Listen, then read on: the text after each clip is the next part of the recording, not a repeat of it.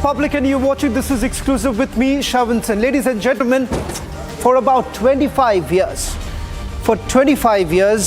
you've had Pakistan completely lying. This is for the first time that someone in office has admitted to their role in the Kargil War. From the Mujahid link to now Pakistan Army admitting that they were behind the Kargil War. It's a public admission that has been made by none other than the Pakistani Army chief. Not just that, we're also going to take you through what's really happening in Manipur. Over the last few days, there has been a dangerous escalation in Manipur, particularly with the drone attacks that have taken place and rockets that have been fired. The situation appears to be extremely grim in Manipur. All this and much more on this edition of This Is Exclusive. But up first, let's take a look at the headlines at this hour. Presented by Royal Global University, Northeast can't wait. Pado kuch bano. 1948, 1965, 1971 या कारगिल की पाक बहारत जंगे हों या सियाचिन का महाज, हजारों शुहदा वतन की सलामती और हुर्मत की खातिर कुर्बान हुए. First they denied involvement, then they pushed the blame on Mujahideen, and today, after 25 years, Pakistan admits to their involvement in the 99 Kargil War. Years after General Musharraf lied to the world, Pakistan today has been completely exposed. ये राहुल बाबा की national conference कहते हैं कि हम जम्मू कश्मीर को state का status वापस देंगे. ये क्या आप जम्मू कश्मीर की जनता को मूर्ख बना रहे हो भाई? Pakistan must listen up loud and clear. India has made its stance completely clear that there will be no talks with Pakistan till peace is restored in Jammu and Kashmir. See, my unfortunate thing was that the J&K government had nothing to do with Afzal Guru's execution. Otherwise, you would have had to do it with the permission of the state government, which I can tell you in no uncertain terms would not have been forthcoming. I don't believe that any purpose was served by executing him. Ahead of Jammu and Kashmir elections, National Conference goes all out with appeasement politics. Omar Abdullah backs Parliament attacker Afzal Guru. He sympathizes with him as he says that Afzal Guru's hanging was pointless. Deliberate escalation in Manipur. After drone and rocket attack by insurgents, fresh wave of violence kills 6 people. Chief Minister Biren Singh calls for a key meet of all ruling party and alliance legislators. We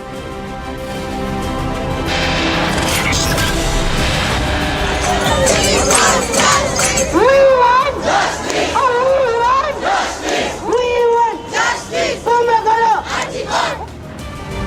29 days on, but justice for Abhaya. Chorus refuses to die down on the streets of Kolkata. Medical fraternity march towards Raj Bhavan in protest, but Mamata Banerjee adopts to finger on the lips policy. By Royal Global University, Northeast can't wait. Pado kuch bano.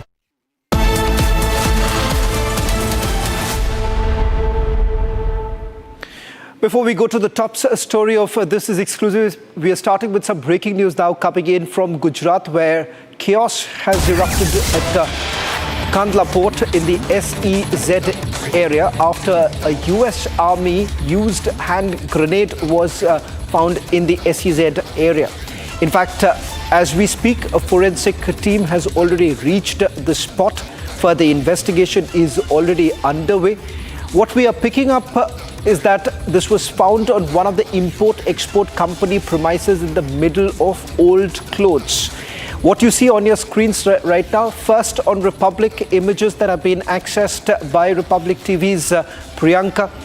On your screens, that's the hand grenade that was found from one of the consignment is what we are picking up at the Kandla port, and that is the reason why it does appear as there is a situation of chaos. Let me quickly go across to my colleague Priyanka for getting us the latest breaking news now coming in. Priyanka, what more details are you picking up?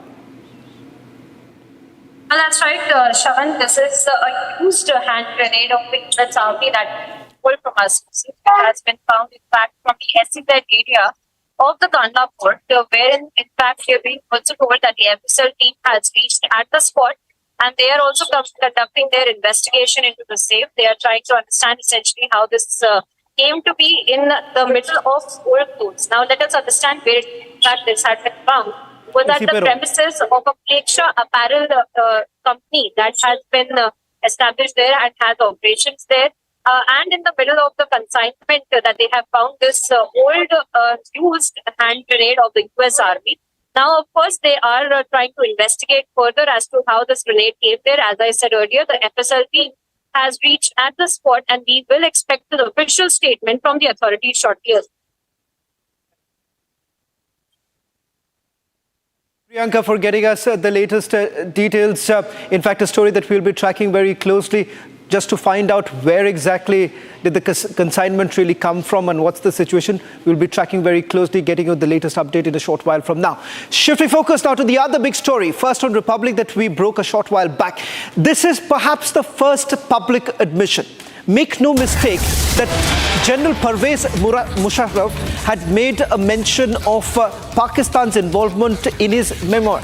But that was after he stepped down as the president of Pakistan. In fact, for the longest time, the official position that was taken by Pakistan was the fact that this was the handiwork of what they called Mujahideens and not the Pakistani army. So much so, it has been well documented that Pakistani soldiers who were killed, their bodies were not even taken back by the Pakistani army. In fact, it was the graciousness of the Indian army, and following the much necessary rules and regulations of any war, there was a burial that was carried out by the Indian army. In fact, the man who has documented this is none other than General VP Malik, the man who led the Indian army from the front.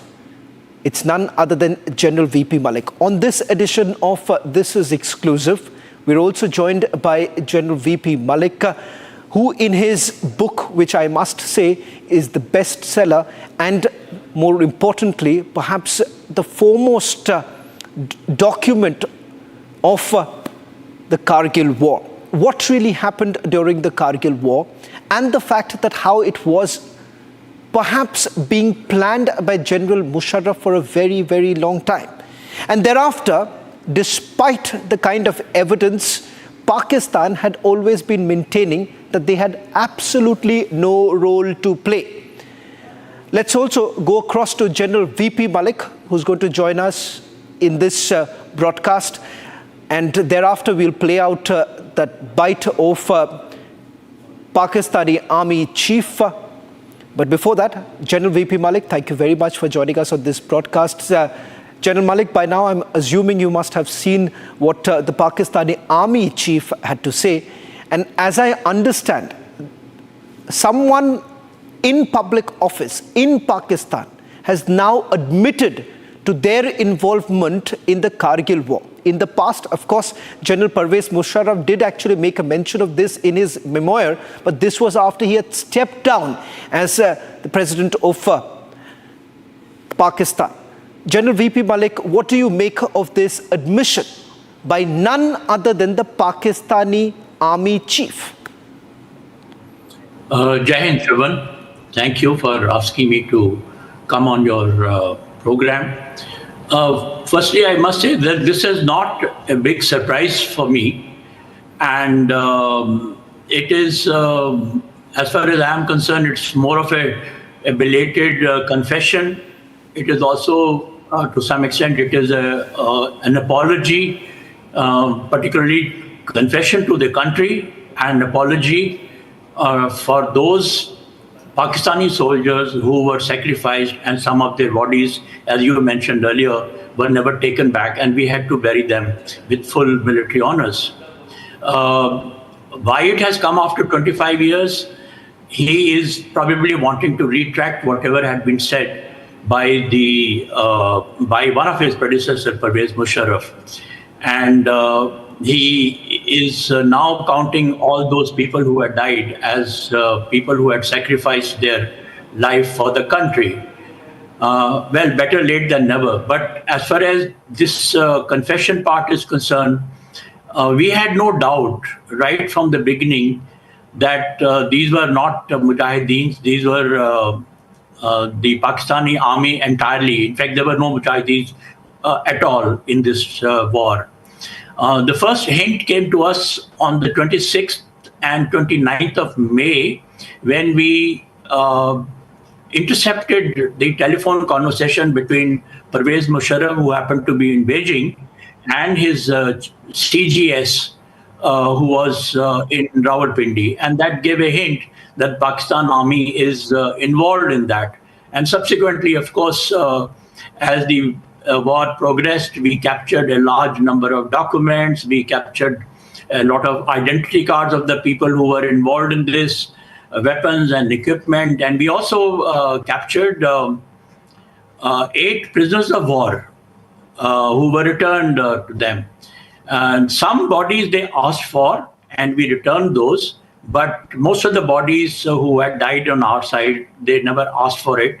And subsequently, I know that Pervez Musharraf had to go and apologize to people of Gilgit area, because most of the boys were from that area, apologize to the parents of those people and to try and win them over. But those attempts were taken only to pacify the agitation that was going on in Gilgit-Baltistan area. Also, by now, it's no surprise because by now a large number of Pakistani service officers as well as journalists have already written a lot of books on that. I know one Air Force officer, Tufail, Kaisar Tufail, had written this right from the beginning. Then Vice Admiral Khatak, who had also written criticizing Pervez Musharraf and the Pakistani army. And then Lieutenant General Shahid Aziz, who had worked in the ISI and also in the MO Directorate of the Pakistan Army. He's now written 2 books. One, I remember in the beginning, he said, Ye Khamoshi Kahan Tak? And subsequently they have made an English translation of that. And latest, of course, is a very authentic book written by journalist Naseem Zahra from Kargil to coup, because she takes the story right up to the time when coup was. So this is not something surprising even for the Pakistani public. I think it is more of an apology for the people who had sacrificed their life during that war, and also to acknowledge or to inform the public how much sacrifices have been made by Pakistan Army in all the wars, which, as you know, they all lost. So it's just one of those things that he has mentioned. General Malik, in your book, you've extensively written about the manner in which the Pakistani army was actually planning it. Of course, General Pervez Musharraf right at the forefront of it. And over a period of time, the kind of infiltration actually took place. The fact of the matter is this, because they had gone to an extensive length to cover this up. For the longest time before the global community, they have tried to basically carry out with this hogwash that they had absolutely nothing to do with the war. So would you say that this public admission only goes on to further expose the narrative that Pakistan has been weaving all this while? Yes, I agree with you, because initially they started it off and kept talking about it as a deception plan. Not a deception plan, they tried to show it as a deception plan. But these kind of deception plan which they tried and they articulated in their statements, etc., in public domain today, you cannot carry on with the lies for a long time. So it was quite obvious to us that these are all lies being mentioned by the Pakistan Army. There is no doubt that today the present Army Chief of Pakistan is acknowledging this. This is for the first time that a very senior officer of the Pakistan Army has acknowledged the direct and a full role of Pakistan Army in while carrying out this infiltration in Dras and Kargil sector. General Malik, just to interpret this a little further, the fact here is that there is enough evidence, especially that has been documented by you in your book, where Pakistan was aiding several infiltrators along with their own army. Today, the world must take cognizance of the fact that you have a professional army engaging in one, violating the territorial integrity, territorial sovereignty of India. And this has now come on record. So it is not just about shahadat being given. They are now admitting that they violated the territorial sovereignty of India back in 1999. That's the big message coming across, and the world should be taking cognizance of this. You're right, absolutely. You know, one of the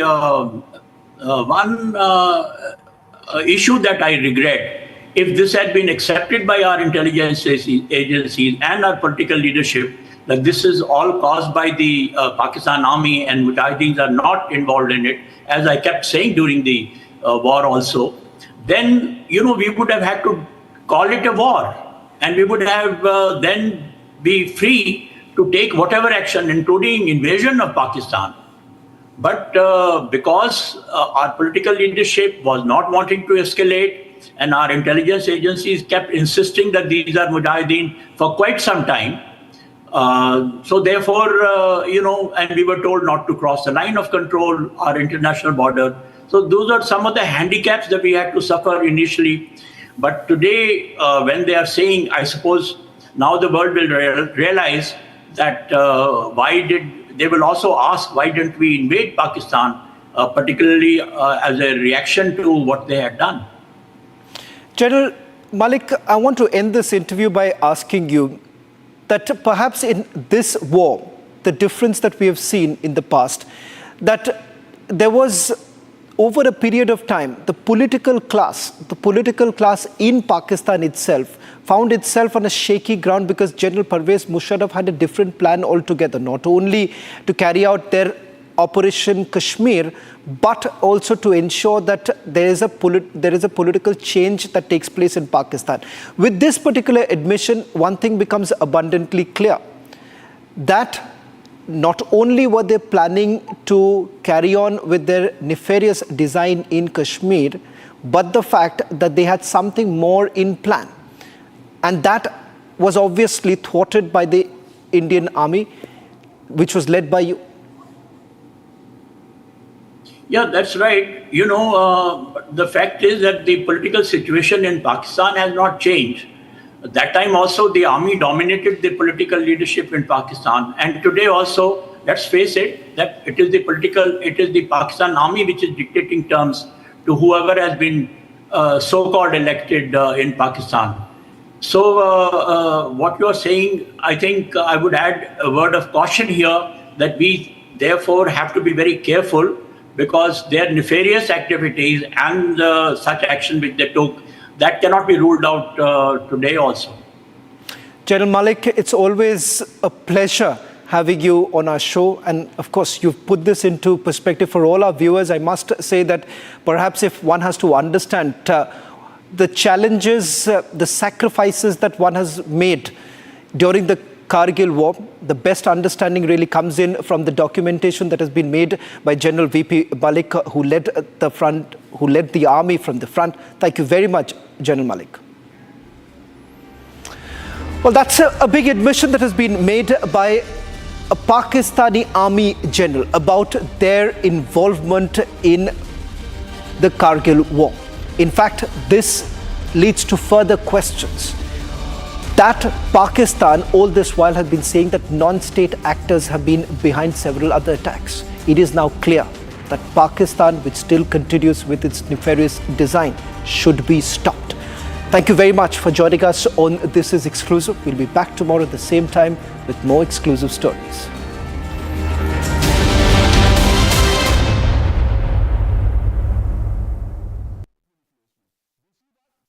शुरू के 2 दिन थोड़े से tense थे, बस उसके बाद एक उनमें से जो बर्गर था टेररिस्ट, वो थोड़ा फ्रेंडली था उसने थोड़ा, क्योंकि पैनिक अटैक हो रहे थे लोगों को, उसने थोड़ा फ्रेंडली वो क्या कोप अप किया लोगों के साथ। तो वो थोड़े उनसे गाने भी गाता था, अंताक्षरी भी खिलवाता था, उससे थोड़ा बेटर रहा। नेपाल से वापस आ रहे थे, हनीमून पे गए थे, तो वापसी आते हुए उसी दिन आना था, 8 दिन बाद पहुंचे घर पे। तो वहां पर अंदर एक्चुअली हमें नहीं पता था कि बाहर इतना बड़ा ये हो जाएगा कांड, बट अंदर तो उन्होंने 2 दिन तो हेड डाउन कराए, तो कुछ भी नहीं पता चला कि हुआ क्या। हाईजैक का नाम ही नहीं सुना था कभी। तो 176 पैसेंजर्स थे उसमें, और क्रू एक्स्ट्रा जो भी थे 5 थे। हाँ जी, उन्होंने बस जैसे ही हम फ्लाइट चली और आधे घंटे बाद ही उन्होंने उठ के बोल दिया कि आपका प्लेन हाईजैक हो गया, हेड्स डाउन कर लो। तो उसके बाद तो जो सीरीज में दिखाया वैसा ही सब कुछ है।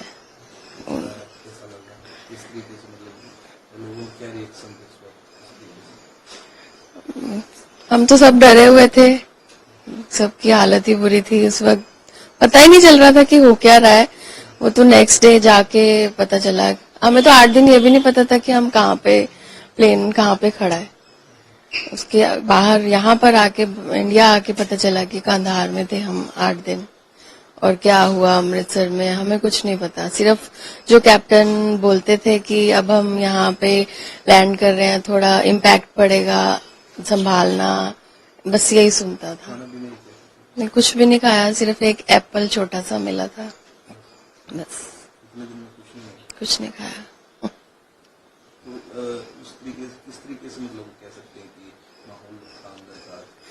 शुरू के 2 दिन थोड़े से टेंस थे, बस उसके बाद एक उनमें से जो बर्गर था टेररिस्ट, वो थोड़ा फ्रेंडली था। उसने थोड़ा, क्योंकि पैनिक अटैक हो रहे थे लोगों को, उसने थोड़ा फ्रेंडली वो क्या कोप अप किया लोगों के साथ। तो वो थोड़े उनसे गाने भी गाता था, अंताक्षरी भी खिलवाता था, उससे थोड़ा बेटर रहा। I think this web series is basically just a constellation of misconstrued facts and data. It's very, very unconvincing because that's not the way it happened. It's spoiling the images of the crew. So a lot of things which were very important to be shown have not been shown in this web series.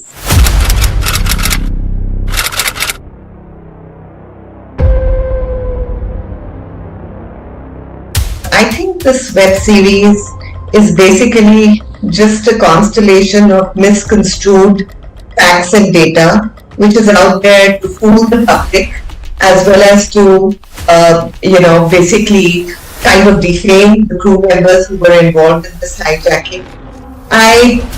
There is a lot. The system is not been great for Pakistan for so many years. Why is that the case? Too much corruption?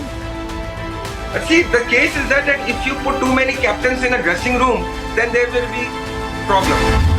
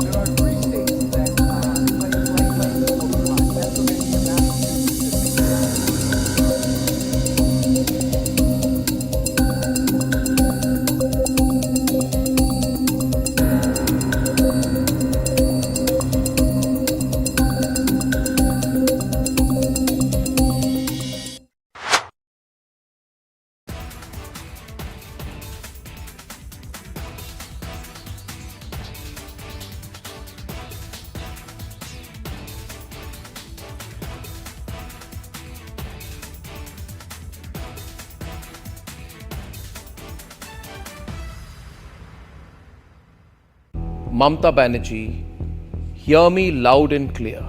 Your ministry, and therefore in a way you, are now one of the key suspects for the people of this country in the RG Kaur rape and murder cover-up.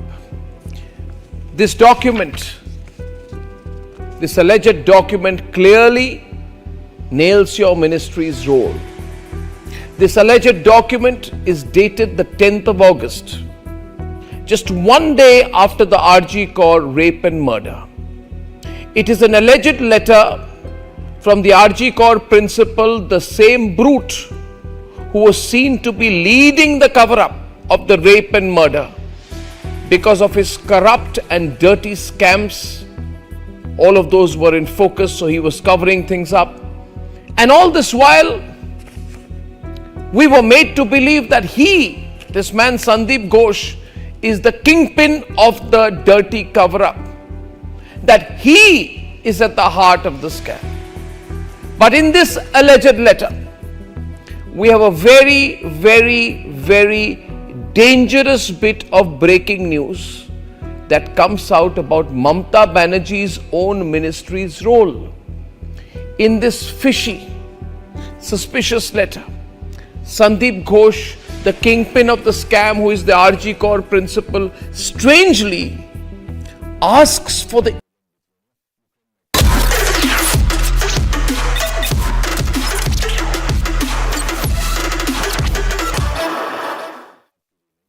Hi there, a big hello to all those watching. Get Me Right is back with its 10th episode. Over the last 3 months, we have covered more than a dozen topics of geopolitical, geoeconomic and geostrategic significance for India.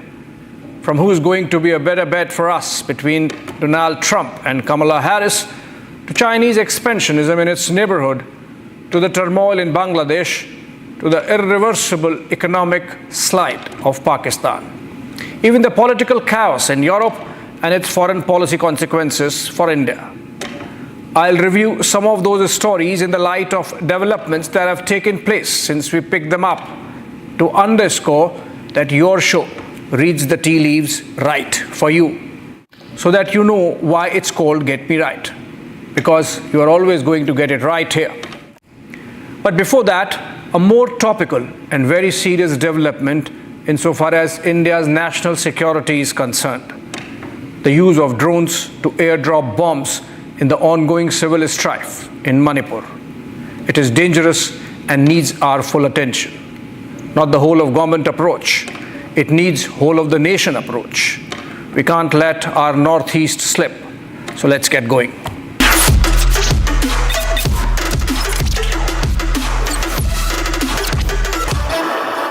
Last week on September 1, reports emerged that amidst recurrent violence in Manipur, police had detected the use of drones to airdrop bombs in the Kutruk of Imphal West, allegedly by militant groups affiliated